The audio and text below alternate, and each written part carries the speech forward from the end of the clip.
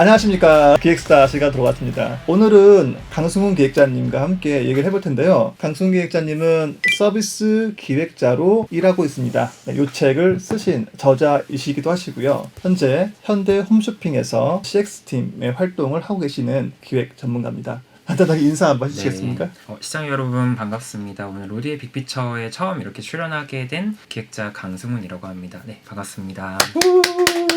저는 그 승훈 기획자님을 유튜브에서 검색을 해서 알고 있었어요. 근데 혹시 그거 알고 계시나요? 유튜브에 검색하면 나오는 거? 네. 서비스 기획이라는 단어를 검색을 하면 제가 상단에 뜨더라고요. 그래서 저도 좀 의아하기는 한데 알고는 있습니다. 그래서 그 영상 제목이 저는 되게 기억이 남이 났는데 제가 할 길 인터뷰였어요.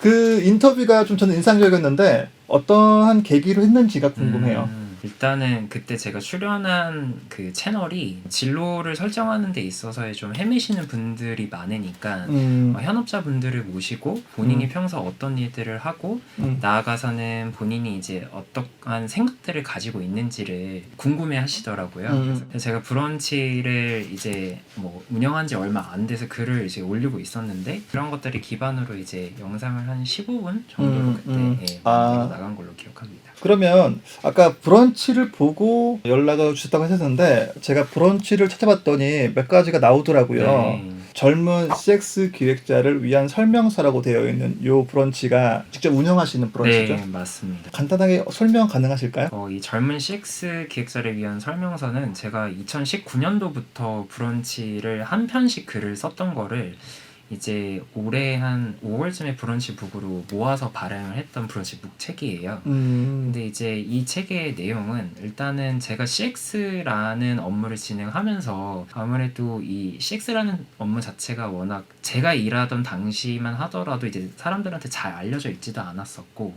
저 역시도 뭔가 좀 회사에서 업무를 하면서 뭐 겪었던 뭐 실수나 아니면 사람들한테 같이 공유를 했으면 좋겠다라는 것들을 좀 모아서 이렇게 브런치 북으로 발행했었던 거였거든요. 네. CX 기획이라고 하는 것을 이해를 못하는 분들도 계실 것 같아서 간단하게 CX 기획이 어떤 건지 설명 가능할까요? 네, 일단은 CX는 커스터머 익스피리언스의 줄임말이에요. 그래서 우리가 소위 말하는 IT 프로덕트를 놓고 봤을 때 사용자가 이제 특정 서비스로 들어오게 됐을 때 단순히 뭐 앱이라든지 아니면 웹 서비스만 경험하는 게 아니라 앱이나 웹 서비스와 같은 것들을 들어오기 전에 어떤 과정, 그리고 앱이나 서비스를 이용하고 난 사후 과정, 모든 고객의 어떤 서비스 이용 경험을 총체적으로 관리하는 기획자라고 봐주시면 될 것 같습니다. 약간 그러면은 UX하고 굉장히 비슷한 개념인데 더 확장된 개념으로 이해가 되거든요. 네, 맞나요? 맞습니다. 이게 아무래도 단순히 앱의 어떤 시각적인 부분이나 아니면은 사용성만 연구를 하는 게 아니라 실제로 이 서비스를 이용하는 과정 중에서 불편한 점을 또 같이 고민하는 과정, 소위 말해서 이제 서비스 운영이라고 하는 부분들도 같이 케어를 하기 때문에 업무 범주가 훨씬 더 넓다라고 봐주시면 돼요. 그러겠네요.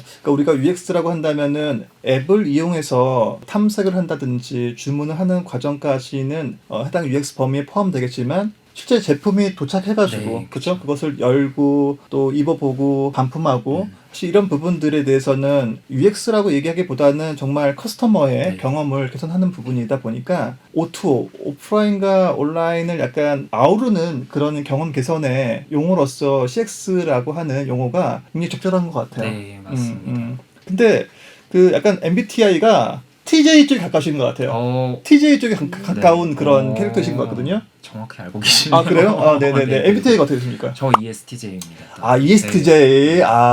제 생각에는 오실 때, 이런 질문에는 이렇게 답을 해야겠다라고, 이렇게 시나리오를 짜오신 것 같아요. 그렇죠. 네, 안 그렇게 하면은 제가 헤매더라고요. 굉장히 심리적으로 불안을 느끼기 때문에 그런 것들을 나름대로 ESTJ답게. 네이티브 기획자시네요. 요즘도 혹시 MBTI가? 네, 저는 ENTJ입니다. 그래서 잘 알아요. 잘 알아서 좋습니다. 우리 같은 TJ끼리 한번 잘 만들어봐요. 회사 얘기를 잠깐 했었는데 지금 하고 계신 회사 업무가 어떤 건지 좀 궁금하거든요. 현대 홈쇼핑에서 어떠한 업무를 하고 계시는지 좀 구체적으로 설명해 주세요. 일단은 두 가지 범주로 좀 크게 말씀을 드릴 수 있을 것 같아요. 첫 번째는 제가 고객센터 운영 관리를 맡고 있어요. 아무래도 홈쇼핑이라는 도메인 자체가 이제 여러분들도 생각하시면은 이제 또 전화를 빼놓을 수가 없잖아요. 그리고 다른 여타의 어떤 IT 서비스하고는 다르게 상담원이라고 하는 전화 자체가 이제 주문 채널이 되기도 합니다. 그래서 다른 이커머스와의 또 차이기도 한데, 그래서 이 상담원들을 또 저희가 직접적으로 관리를 하고 있어요. 물론 이제 아웃소싱 업체를 통해서 관리를 하는데, 저희 상담원의 규모가 한 500명 정도 돼요. 엄청 크네요. 그렇죠. 물론 이제 업계마다 조금씩은 다를 텐데, 이분들이 이제 얼마만큼 저희가 요구하는 수준의 그러한 뭐 고객 응대율이라든지 아니면 문의를 잘 처리할 수 있는지에 대한 그런 생산성을 또 관리를 하기도 하고요. 동시에 이제 아무래도 아웃소싱 업체를 통해서 저희가 상담사를 채용하고 또 관리를 하기 때문에 이 아웃소싱 업체가 얼마만큼 인력 관리를 잘 하는지 이런 운영적인 부분을 또 맡고 있는 게 가장 또 메인 업무라고 봐주시면 될 것 같아요. 정말 내가 직접 고객을 상대하는 것도 있지만 누군가의 팔을 빌어서 하는 것도 있다 보니까 그쵸. 범위가 큰 업무를 하고 계신 것 같아요. 네.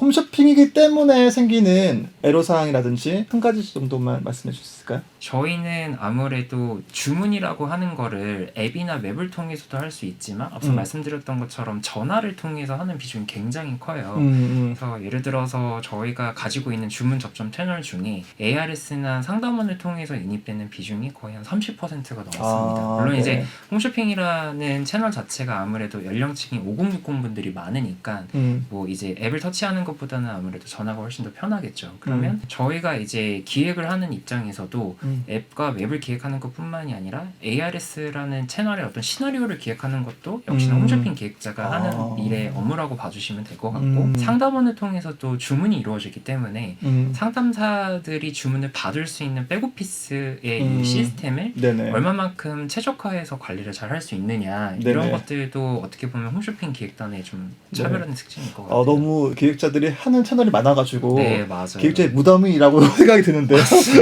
맞습니까? 네. 좋은 점 뭘까요? 내가 이걸 했을 때 가장 보람을 느꼈어. 이러한 부분도 있을까요? 회사마다 다를 수 있긴 한 텐데, 저희 회사 같은 경우에는 직접적으로 상담사분들이 불편함을 느낀다든지, 그리고 결국에는 상담사들이 엔드 유저인 고객과 직접적으로 만날 텐데 저희가 이 목소리를 바로바로 들을 수 있어요. 상담사의 의견도 듣고 고객의 의견도 듣기 때문에 기획을 했을 때 피드백이 다른 어떤 채널보다는 훨씬 더 빠르다라는 그런 특징이 있을 것 같습니다. 그러네요. 또 각 채널에 대한 어떠한 특성이나 장단점도 파악하는데 굉장히 경험적으로는 도움이 되는 그런 시간 같아요. 웹과 모바일만 이용하다 보게 되면 다른 채널에 대해서 놓칠 수 있는데, 전화라고 하는 특성, 또 ARS라는 특성, 상담사라고 하는 특성까지 다 깨고 있으니까 더 짜여진 체계화된 그런 채널 설계를 할 수 있다는 점이 매치게 됩니다. 그래서 이 책을 이제 쓰시게 된 계기가 저는 이제 느낌이 왔어요. 새로운 직원들이 오시면은 A to Z를 설명하는 게 너무 힘드실 것 같아요. 맞나요? 그쵸. 아무래도 제가 이제 아까 두 가지 업무를 한다 그랬는데, 첫 번째가 고객센터 운영 관리고, 그 다음에 다른 이제 두 번째 축이 이제 서비스 기획인데, 저희 같은 경우에는 서비스 기획도 아까 말씀드렸던 상담원들이 보게 되는 상담 백오피스도 기획도 하지만, 동시에 뭐 챗봇이나 실시간 채팅 상담이라든지, 혹은 이제 고객들은 볼 수 없는 이제 저희 내부적으로 쓰는 솔루션 같은 것들이 있어요. 예를 들어서 뭐 전화가 아무래도 저희는 비중이 크다 보니까 콜 데이터를 분석할 수 있는 솔루션이나, 아니면은 저희가 최근에 하고 있는 대형 프로젝트 중에 고객센터를 이제 무인화하는 또 작업들을 하고 있어요. 완전히 상담사를 배제할 수는 없겠지만 그러한 무인 고객센터를 구축하기 위한 솔루션들도 같이 다루고 있는데, 들으셔서 아시겠지만 굉장히 다뤄야 하는 그런 모듈들도 많고 하다 보니 신입분들이 오면은 되게 많이 헤매시더라고요. 굉장히 멘붕이 올 것 같아요. 엄청 멘붕이 와요. 그래서 이 책을 써야겠다라고 했던 뭐 계기가 여러 가지가 있겠지만은 이 앞에 머릿말에도 제가 썼던 내용이 있어요. 저희 딱 제가 이 책을 썼을 때 한 1년 차 정도 되는 신입분이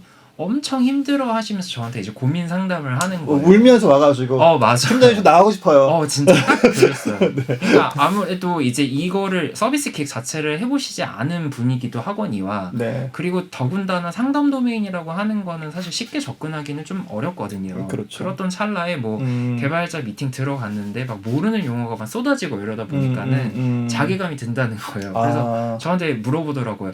서인님은 원래부터 이거를 잘 알고 계셨느냐, 뭐 어떻게 공부를 해야 이런 것들을 잘 따라갈 수 있느냐를 물어보길래 다 똑같다 사람들은. 특히나 이제 기획직군이라는 거 하는 거 자체가 뭔가 정보도 많은 것 같고 뭐 자기가 이렇게 노력하면 얻을 수 있는 것 같은데 막상 내가 실제로 배우고자 하면은 찾기가 어렵고 잘 습득하기 참 쉽지가 않습니다. 맞아요. 그래서 책을 썼던 것 같아요. 아, 정말 중요한 정보는 책에 안 나와 있더라고요. 네, 맞아요. 그만큼 좀 중요한 정보이기도 하고, 특히 홈쇼핑에서 다뤄지는 이런 채널 관리라든지 서비스 기획은 더더군다나 정보가 없을 것 같은데, 그래서 이 책을 이제 입사 교양서처럼 완전신 것 같아요. 백과사전처럼. 맞습니다.